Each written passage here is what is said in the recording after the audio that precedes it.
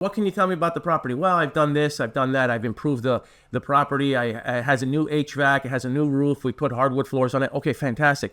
And then what I want you to do is I want you to try to repeat what they said. Okay, repeat exactly what they said. Don't interpret what they said, repeat what they said. So, John, if I heard you right, you said that you've put a new roof and that you've put a new HVAC and you've got new windows in it. Is that right? And you always end it with that. Is that right? Did I hear you right? Are we on the same page? Am I understanding you right? Because what you're doing by repeating exactly what they said and then confirming it is you're creating synergy with the conversation, right? You're showing them, you're demonstrating, number one, that you're listening to them.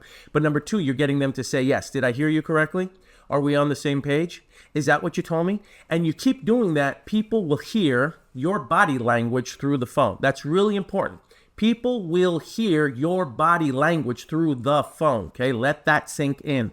So you keep doing this, and eventually you've got them so conditioned to saying yes to you throughout the entire conversation that what starts to happen is you have synergy now. All right, great. So let's start from scratch. Hey, John or Jane, I'm calling about 1234 Mockingbird Lane. Are you the owner? Yes, I am the owner. Fantastic. What can you tell me about the property? Well, I've done this, I've done this, I've done this. Fantastic. So what you're saying then is you did this, you did this, you did this. Am I hearing you correctly? Yeah, great. Fantastic. Now, tell me, John, is there any wiggle room in the price? And I want you to ask them if there's any wiggle room in the price just to see what they say. Now we're starting to get a little bit more serious about the conversation. Is there any wiggle room in the price? Yeah, well, there's a little bit of wiggle room. Or you'll hear, no, there's absolutely no wiggle room whatsoever, right? I have to get that price. Oh, I see. Okay, so you repeat whatever they say. There is some wiggle room. Did I hear you right? Okay, great. There's absolutely no wiggle room. You have to get that price. Is that right, John? Yes, that's right. Okay.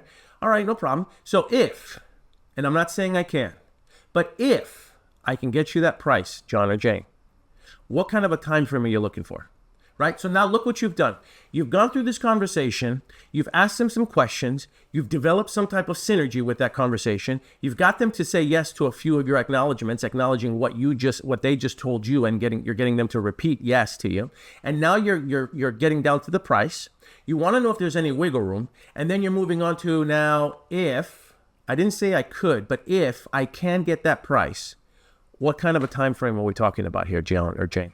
Now you're moving on to time frame, okay? And the reason that I want you to do that is because now what's happened is you're shifting, right? Now you're moving on to time frame and you're checking their motivation. So what kind of time frame are you looking for in order to make this move? And you give them options. Are you looking for 30 days, 60 days, 90 days, 120 days? What kind of options are you looking for, John or Jane?